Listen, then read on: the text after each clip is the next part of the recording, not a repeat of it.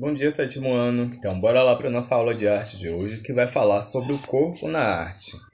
Então, desde os tempos remotos, o corpo humano é um instrumento de representação artística em diversas ações. Isso pode ser percebido, por exemplo, nos registros encontrados nas inscrições rupestres, esculturas e objetos utilizários. Muitos são os pontos envolvidos para se formular uma resposta a essa pergunta, como a própria questão da evolução humana. Engloba, na verdade, o desenvolvimento de ferramentas artísticas e refinamento de habilidades motoras. E também tem uma questão muito sociocultural, artística envolvida aí, dentro da questão da representação do corpo dentro da arte. O que é que o nosso corpo pode ser e como ele pode ser esse instrumento que pode, trazer a arte. E por falar isso, na concepção do crítico de arte Herbert Herd, tem a questão de diferença. Ele diferiu entre conservadorismo e reacionarismo. O ser conservador é conservar a arte, bem como promovê-la por meio de aparelhos culturais, como museus e outras instituições culturais públicas ou privadas. Já o reacionarismo relaciona no ato de não aceitar determinada arte, além de reagir contra ela de maneira agressiva no intuito de destruí-la. Então, ele traz essa questão, do que seria conservador e, ao mesmo tempo, reacionarismo. Lá na idade bem antiga, existem representações figurativas em si. Há várias formas até a pré-história de se moldar o corpo ou de uma representação do corpo. Seja estando relacionado à crença ou desejo. É o caso das esculturas da deusa Vênus, cujos seios e os ventres são necessariamente representados de uma figura humana, de maneira realista. Essa representação está associada à fertilidade. No entanto, no sentido literal da mulher, está de reproduzir, mais precisamente relativo à fertilidade do solo. Dessa maneira, as deusas da fertilidade estavam associadas às boas plantações e farturas de colheita. Já no Antigo Egito, a arte pictórica era feita para ser apreciada pelos vivos.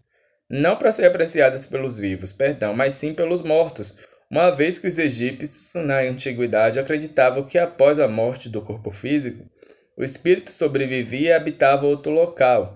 Assim, os sarcófagos, onde eram enterrados os corpos do faraó, continham representações diversas e deles deuses como objetos, pessoais e outros materiais.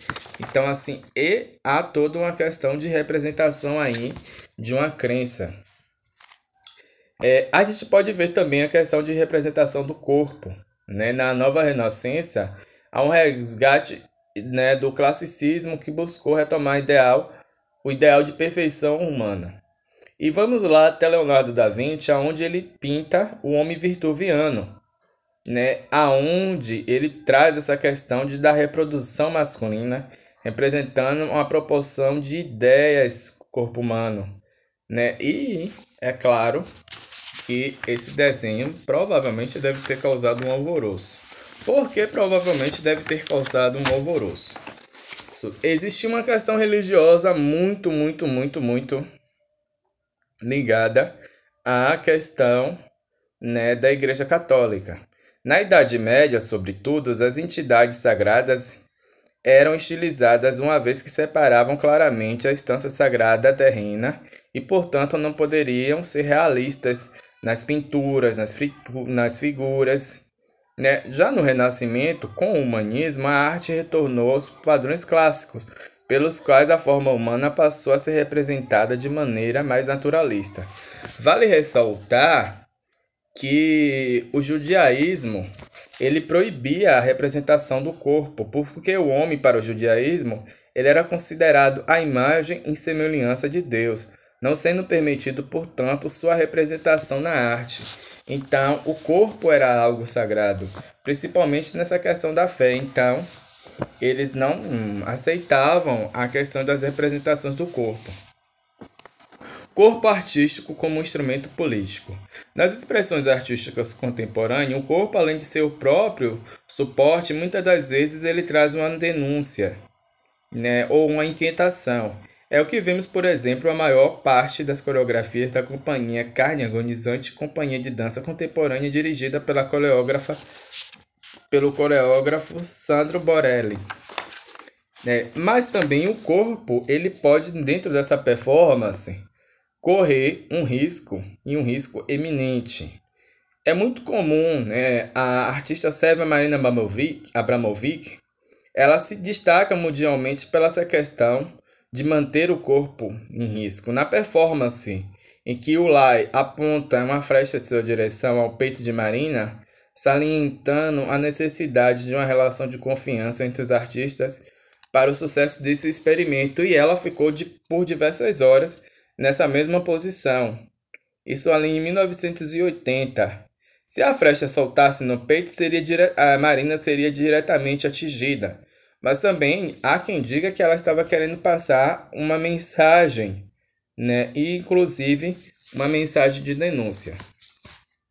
Então, a tecnologia a serviço dos movimentos corporais. O coreógrafo estadunidense Mercer Kunik inovou o mundo da dança ao usar tecnologia a serviço do movimento corporal. Para a coreografia Beat It, de 1999, foi desenvolvido o sistema eletrônico pelo qual os eletrodos serão fixados ao corpo dos dançarinos da companhia Kunik por meio de um software. Esses eletrodos, né, captavam os movimentos dos dançarinos e com isso esses corpos e movimentos eram projetados no palco, em outros espaços, né, ou até mesmo em duas telas. E isso ganhou também dimensões projetadas de grandes telas, e o espectador, claro que adorou essa inovação.